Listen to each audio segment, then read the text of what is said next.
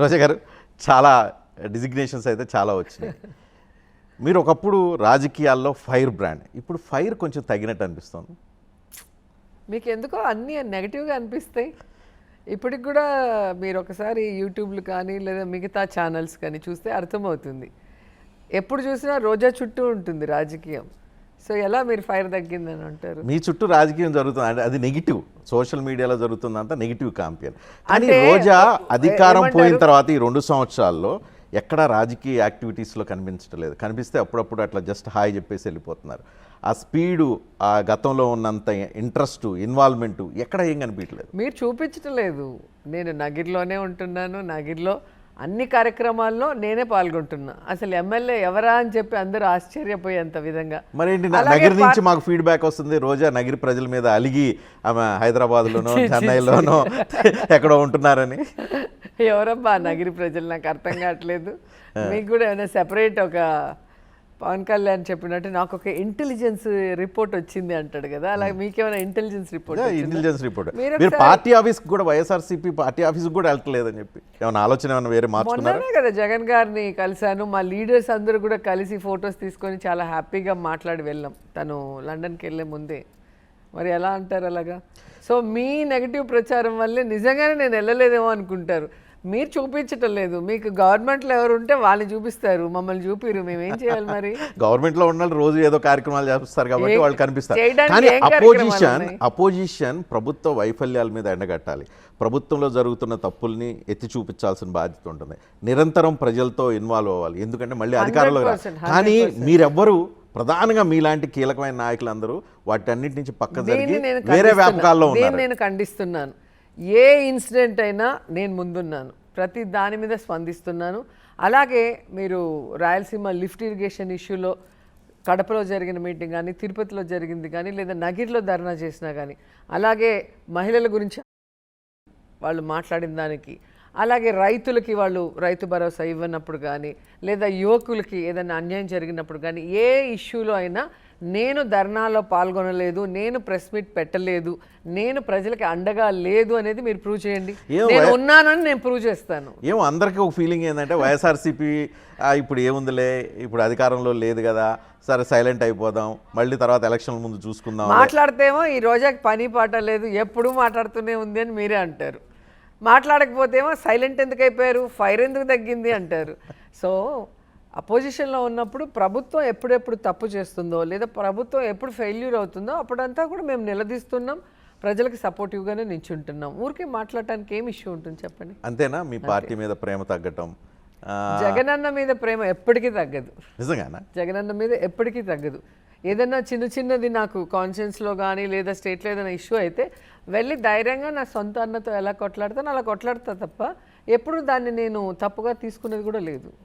కానీ ఎందుకు మీ పార్టీలో చాలా వర్గాలు మిమ్మల్ని కొంచెం పక్కకు నెట్టేసినాయి? అధికారంలో ఉన్నప్పుడు పక్కకు నెట్టేశారు, ఇప్పుడు కూడా పక్కకు నెట్టేస్తున్నారు. రోజా ఒకరు నెట్టేస్తే పక్కకు పోయే క్యాండిడేట్ నేను కాదని నీకు బాగా తెలుసు, అందరికైనా మీకు బాగా తెలుసు. సో పాలిటిక్స్ అనేది పవర్ పాలిటిక్స్ ఇది. సో ఎవరైనా వచ్చి నా సీట్ నీకు ఇస్తారా కూర్చొని ఎవరు అనరు. ఎవరికి వాళ్ళు ఫైట్ చేసుకోవాలి, ఎవరికి వాళ్ళు ఇమేజ్ బిల్డప్ చేసుకోవాలి, ఎవరికి వాళ్ళు ఆ పోటీలో ముందుండాలి. సో అలా పోటీలో ఒకరు ఇద్దరు ముందుకు వెనక్కి వెళ్తూ ఉంటాము, దాంట్లో తప్పేముంది? నేను ఈ రోజుటి వరకు సిన్సియర్గా చెప్తున్నాను, టీవీ కోసం కాదు, పవర్ పాలిటిక్స్లో కానీ లేదా సినిమా ఇండస్ట్రీలో కానీ ఎవరి ప్లేసు వాళ్ళు ఫైట్ చేస్తూనే ఉంటారు, వాళ్ళ ప్లేస్ ఎవరు వేరే వాళ్ళకి ఇవ్వరు. సో దాంట్లో మనం జెన్యున్గా పోటీ పడి గెలుచుకుంటే ఆ కిక్కే వేరు. దాంట్లో నేను కాంప్రమైజ్ అవ్వను. ఏమో ఆంధ్రప్రదేశ్ మీద విరక్తి చెంది తమిళనాడు పాలిటిక్స్లోకి వెళ్ళాలని చెప్పి అక్కడ కూడా మీరు పాపులర్ కాబట్టి అక్కడ కూడా ఏదో పార్టీలో చేరదాం, విజయ్ పార్టీలో చేరదాం అని చెప్పి అనుకున్నారని విన్నాం. నాకు జయలలిత అంటే చాలా ఇష్టం, చాలా ఇన్స్పిరేషన్. అది అనేక సందర్భాల్లో చెప్పాను. సో అమ్మ పిలిచినప్పుడే మేము వెళ్ళి కంటెస్ట్ చేయలేదు. సో ఇప్పుడు కొత్తగా వెళ్ళి కంటెస్ట్ చేయాలన్న ఆలోచన నాకు లేదు. ఎప్పుడైతే నేను ఎమ్మెల్యేగా ఓడిపోయానో ఒక మైండ్ సెట్ ఉంటుంది కదా, ఎంత కష్టపడి పని చేసాం, ఎంత వెల్ఫేర్ చేసాం, ఎంత డెవలప్ చేసాం, మనం ఎందుకు ఓడిపోయామన్న ఒక బాధలో నేను ఒక 2 months చెన్నైకి వెళ్ళాను మా బాబుతో ఉండటానికి. అంటే ఈ బిజీలో వాళ్ళు నా దగ్గరికి రావటం తప్ప నేను చెన్నైకే, పక్కనే ఉంది 1.5 hours మాకు, మా ఇంటికి, ఈ ఇంటికి ఆ ఇంటికి చెన్నైలో. కానీ వెళ్ళటానికి టైం ఉండేది కాదు, వాళ్ళే వచ్చేవాళ్ళు ఎప్పుడు. సో ఇప్పుడు వెళ్ళి కొన్ని రోజులు ఉందాం ప్రశాంతంగానే అట్లా వెళ్ళానో లేదు, అప్పుడే ఆమె భయపడి పారిపోయింది. ఆమె అసలు ఆంధ్ర పాలిటిక్స్ వదిలేసింది. అసలు విజయ్ పార్టీ కాదు, ఉన్న అన్ని పార్టీలు, డిఎంకేలో చేరిపోయింది, ఏడీఎంకేలో చేరిపోయింది, విజయ్ పార్టీలో చేరిపోయింది, బీజేపీలో చేరిపోయింది. అసలు వీళ్ళ బాధ ఏంట్రా నాకు అర్థం కావట్లేదు. ఇప్పుడు ఏమైనా తమిళ పాలిటిక్స్లోకి వెళ్తే బాగుండేది అనిపిస్తుందా విజయ్ గెలిచిన తర్వాత? ఎప్పుడూ అనిపించదు. ఎందుకంటే నేను తెలుగు అమ్మాయిని అండ్ స్టేట్లో ఎక్కడైనా నించోవచ్చని ఎంతోమంది పిలిస్తే కూడా లేదు, నేను మా జిల్లాలోనే నించోవాలని పంతం బట్టి అక్కడే నించోవాలని కోరుకున్నా, అక్కడే నించున్నా. 2 సార్లు గెలిచి మినిస్టర్ కూడా అయ్యాను. కాబట్టి ఈరోజు కొత్తగా పదవుల కోసమో లేదా రాజకీయం కోసమో వెంపర్లాడే వాళ్ళు అటు ఇటు పరిగెత్తారేమో, కానీ నాకు అవసరం కూడా లేదు నాకు. ఓకే.